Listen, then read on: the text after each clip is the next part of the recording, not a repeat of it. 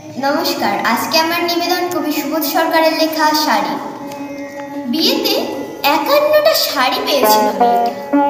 অষ্টমঙ্গলায় ফিরে এসে আরও ৬টা। এত শাড়ি একসঙ্গে সে জীবনে দেখেনি। আলমারির প্রথম থাকে সে রাখলো সব নীল শাড়িতে। হালকা নীল একটাকে জড়িয়ে ধরে বলল, তুই আমার আকাশ। দ্বিতীয় থাকে রাখলো সব গোলাপি। একটা গোলাপিকে জড়িয়ে সে বলল, তোর নাম অভিনী। তৃতীয় থাকে ৩টে ময়ূর যেন ৩ দিক থেকে ছুটে আসা সুখ। তেজপাতা রং যে শাড়িটার, তার নাম দিল বিষাদ। সারা বছর সে শুধু শাড়ি উপহার নেয়। এত শাড়ি সে কি করে এক জীবনে পরবে?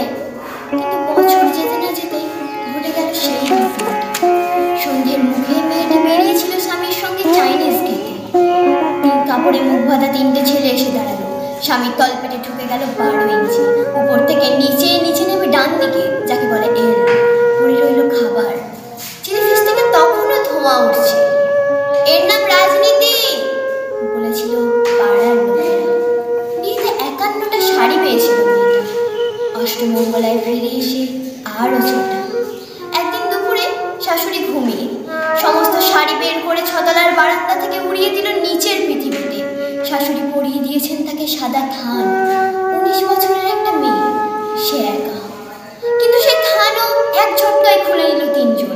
পাড়ার মোড়ে সদ্য নগ্ন একটি বিধবা মেয়ে দৌড়াচ্ছে আর চিৎকার করছে, বাঁচাও।